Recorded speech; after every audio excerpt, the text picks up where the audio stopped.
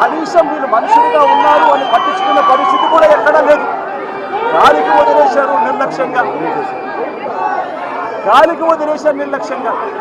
ఇదే 5 సంవత్సరాల కిందట మా ప్రభుత్వంలో 5 సంవత్సరాలు చూస్తే ఇటువంటి కార్యక్రమాలను ఎంత గొప్పగా చేశాము అని చెప్పి ఈ రోజు కూడా ప్రజలు చెప్పుకునేంత గొప్పగా ఈ వ్యవస్థ నడిచింది.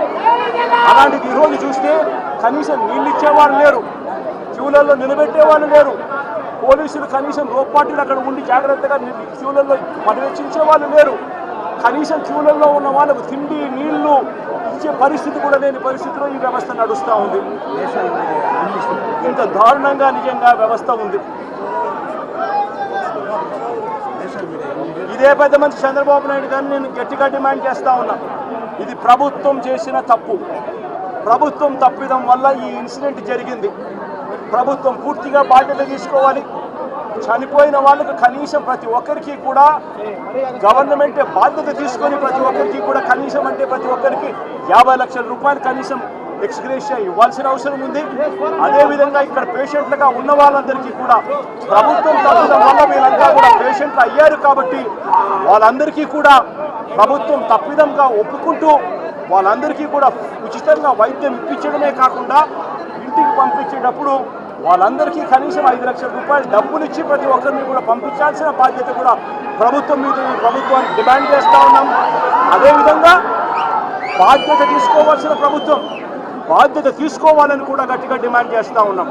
దీంట్లో బాధ్యులు చంద్రబాబు నాయుడు గారు, టీటీడీ చైర్మన్ గారు, TTD EO, TTD additional EO. ఎందుకంటే వీళ్ళే ఎంతమందిని ప్రవేశింపజేయాలి అని చెప్పి వీళ్ళు ఆదేశాలు ఇస్తారు కాబట్టి వీళ్ళు కూడా బాధ్యులు. అదేవిధంగా ఎస్పీ, కలెక్టరు వీళ్ళు కూడా ఈక్వలీ రెస్పాన్సిబుల్ పీపుల్. మొత్తం పోలీస్ డిపార్ట్మెంట్ను లేకుండా చేసి పోలీస్ డిపార్ట్మెంట్ను పలసగా అక్కడ పెట్టి ఈ చావులకు కారణమైన వీళ్ళందరి మీద కూడా యాక్షన్ తీసుకోవాల్సిన అవసరం ఉంది. Endowment minister, home minister, chief minister, TTD chairman, EO, additional EO, SP, collector అందరూ కూడా దీంట్లో బాధ్యత తీసుకోవాల్సిన అవసరం ఎంతైనా ఉంది.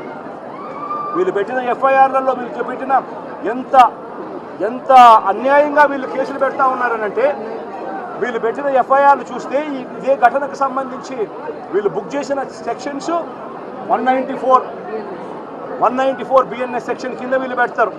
అంటే దమ్మి జరిగి ఇద్దరు కొట్టుకుంటే పెట్టే సెక్షన్లు, అక్కడ దమ్మి జరిగి ఇద్దరు కొట్టుకుంటే జరిగిన ఇన్సిడెంట్ ఇది. ప్రభుత్వం నిర్లక్ష్యం వల్ల జరిగిన ఇన్సిడెంట్.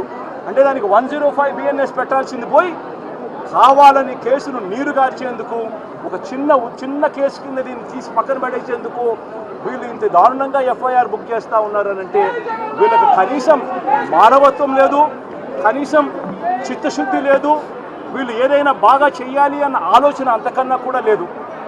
తిరుమల తిరుపతి దేవస్థానానికి సంబంధించిన పరువును, ప్రతిష్టను పెంచే పరిస్థితి నుంచి దిగజార్చే పరిస్థితి ఎప్పుడు వచ్చింది అంటే అది చంద్రబాబు నాయుడు గారు ముఖ్యమంత్రి అయిన తర్వాతనే మొట్టమొదటిసారిగా ఈ అడుగులు పడతా ఉన్నాయి, జరుగుతూ ఉన్నాయి. అది తప్పుడు వాక్యాలు చేస్తూ టీటీడీ లడ్డు విషయంలో లేని అబద్ధాన్ని సృష్టించి అబద్ధానికి రెక్కలు కట్టించి తిరుమల వెంకటేశ్వర స్వామి లడ్డూ ప్రసాదాన్ని సైతం అప్రతిష్ట పాలు చేసిన చరిత్ర కలిగిన ఈ చంద్రబాబు ఈరోజు మళ్ళీ తిరుమల తిరుపతి దేవస్థానంలో ఒక బ్లాక్ మార్క్గా నిలిచిపోయే ఇంకొక ఘటనకు కూడా ఇదే పెద్ద మనిషి మళ్ళీ ఈరోజు తాను చేసిన చర్యల వల్ల ఈరోజు మళ్ళీ అదే జరిగింది. ఇంతవరకు ఇన్ని సంవత్సరాలుగా, ఇన్ని దశాబ్దాలుగా తిరుపతికి ఒక ప్రత్యేకత ఉన్నది. ఇక్కడికి వచ్చిన క్రౌడ్ మేనేజ్మెంట్లో క్రౌడ్ను మేనేజ్ చేసే విశిష్టత తిరుమల తిరుపతి దేవస్థానానికి ఉన్నట్టుగా ఎక్కడా ఎవరికి లేదు అన్న ఖ్యాతి, పేరు ఉన్న దాని నుంచి ఏకంగా తిరుమల తిరుపతి దేవస్థానంలోకి అడుగు పెట్టాలి అని అంటే చంద్రబాబు నాయుడు గారి లాంటి పాలకులు ఉన్నప్పుడు ఎటువంటి దారుణమైన పరిస్థితులు ఉంటాయి అని చెప్పి చంద్రబాబు నాయుడు గారు చేసి చూపించాడు ఈరోజు. సార్ మీరు ఏదైతే బాధ్యత సార్ చెప్తున్నారో ఇప్పుడు ఈవో కావచ్చు, అడిషనల్ ఈవో కావచ్చు, చైర్మన్ కావచ్చు, వీళ్ళు ఎవరిపైన కూడా చర్యలు చేపట్టట్లేదు. కేవలం ఎస్పీని మాత్రమే ట్రాన్స్ఫర్ చేస్తూ ఆదేశాలు జారీ చేస్తారు. నేషనల్ మీడియా ఇంగ్లీష్ నాలుగు మాటలు ఇంగ్లీష్లో కూడా చెప్తాను, ఎందుకంటే కొత్త గొప్ప నేషనల్ మీడియా